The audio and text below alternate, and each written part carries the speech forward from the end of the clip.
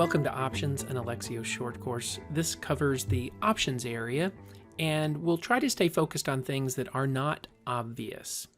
So we'll focus in on things that may have an impact that you might be tempted to either not know what to do with it or be tempted to leave it blank. Let's start with church start date. That's one you would be tempted to leave blank. I recommend that you put that in there. There is validation that's done with membership date. So if somebody were to put in a membership date that is prior to your church start date, it would not allow that. Data entry person, that's not, you might be inclined to put that as each individual user has their own data entry person, but that's not what that is. That really should probably be labeled data champion. And if you're the administrator and you're watching this video, it's probably you. So you want to put that name in there. You could leave it blank, certainly.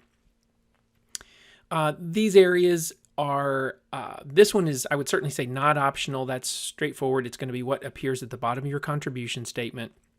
Your seeker definition and follow-up processes are really just documenting what you would say those things are.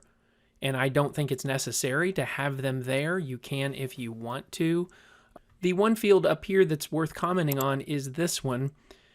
And I'll only briefly say that the details of what that means and what the impact of that particular field is discussed in our database web forms videos. We have 7 training videos on database web forms. This URL relates to your ability to use database web forms.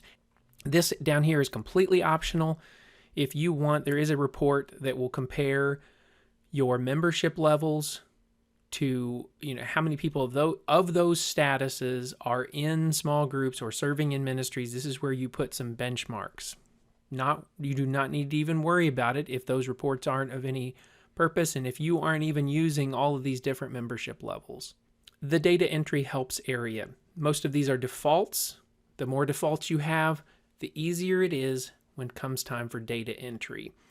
The one that's a little bit unique over here that I would say, just a brief comment, you can create a single or multi-digit abbreviation that represents all of these things. So if I was doing data entry and I entered A in the city field, it's going to populate everything else based on what this grid has built out. One quick comment on the age group grade levels. We have an entire course where we talk about using this feature right here.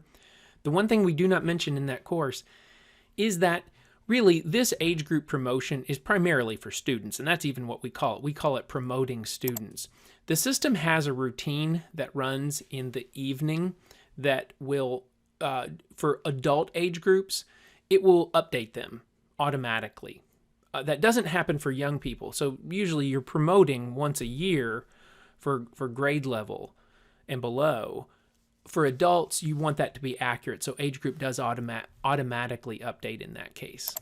The General Options tab is a catch-all for some IDs that you can auto-assign. One for envelopes, the other for check-in, check-out purposes. So if you're using Alexio Check-in, this is where you can en masse assign PIN numbers. You can do that on an individual record, but this is also where you identify what the formatting is of that ID system. You can also override that and just do a manual process on each person's record. The report options area, very basic. Set your label size and leave this box checked. Your mail options area can be a bit confusing.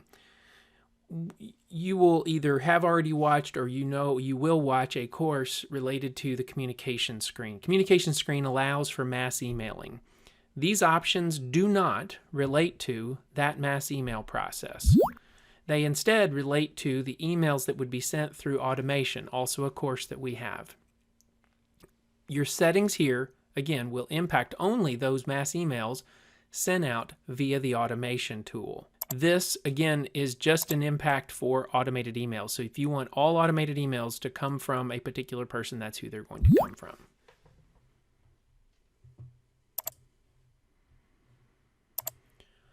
Your texting options do relate to the communications area, and this is where you set up a very basic thing, which is your keyword, your SMS texting keyword. Every church needs one, and it has to be unique. You set it up here. Your mobile phone number pattern can be a little confusing. Most people really just need one here, but the concept is, and you can see I have entered a phone number, and I've used periods to separate the digit groupings, what it will do, the system will reformat that. And in my case, it reformatted it to just this right here based on this pattern so that the texting tool can appropriately send the text. It doesn't need all those extra characters. It doesn't need those sent as part of the numbers. So you set these formatting things here. Again, most people just need the one. You can engage this, which will give you a variety of more detail related to this numbering pattern. But really, quite simply, everything needs to get into the basic format that is needed when you send a text message, which quite frankly is no special characters. If you are using our automated background check, this is where you set up your account with Secure Search Pro. We do talk about the Secure Search Pro options in our course on involving people. And if, again, you are using Secure Search, you set up your details here. The portal options, mobile options, and online giving and payments area will all be covered in their own separate course. These aren't necessary. You can quickly get into the database by dealing with the options above. These need to be in place when you're ready to roll out portal and mobile and online giving. Some churches don't do that right off the bat, and so we are breaking that into its own separate options course. Well, that's it for the administrative process of navigating through the options tab. Thanks for watching this Alexio short course.